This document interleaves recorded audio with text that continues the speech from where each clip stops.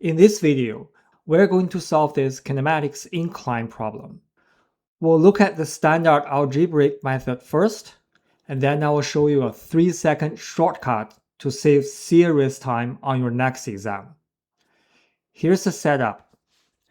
An object slides from rest down a frictionless incline. In the first second, it drops 1.5 meters vertically. The question asks, what is the vertical displacement in the next second? Let's break down the standard approach first. For a constant incline, the acceleration is uniform, meaning we can use our go-to displacement formula. S equals ut plus 1 over 2 at squared.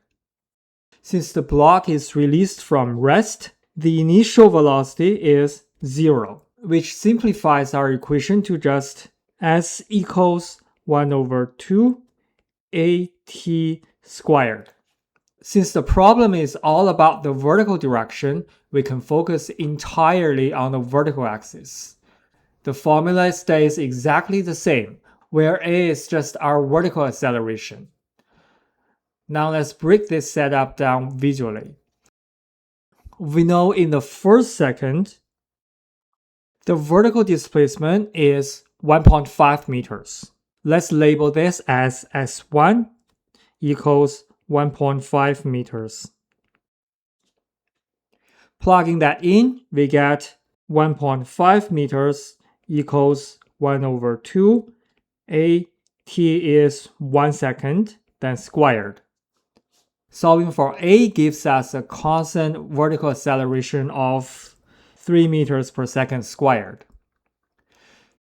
To find the distance covered in the next second, let's call it as next.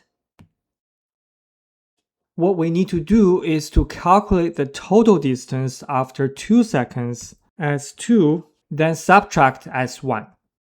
So as next equals S2 minus S1.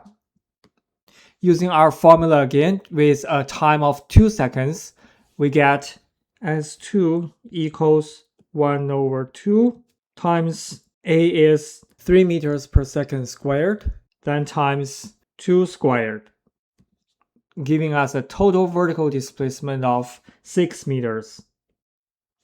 Then as planned, we calculate x next by subtracting the first 1.5 meters from the total. That leaves us with 4.5 meters for that second interval.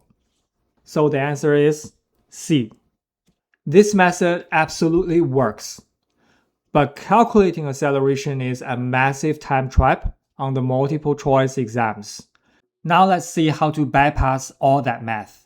We're going to use Galileo's odd number law. If an object starts from rest and moves from constant acceleration,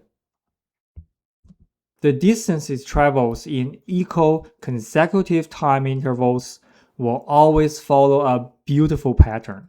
In the first second, let's say it travels 1 unit of distance. In the next second, it will travel 3 units. And in the third second, it will travel 5 units. Do you see the pattern? The ratio is always the odd numbers.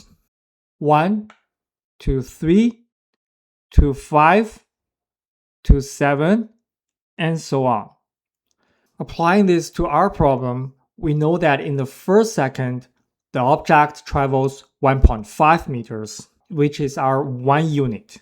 So in the next second, it must travel 3 times that distance. 3 times 1.5 meters gives us 4.5 meters. You got exact same answer instantly. And we can take this even further. What if the question asks for the third second? It's 5 units.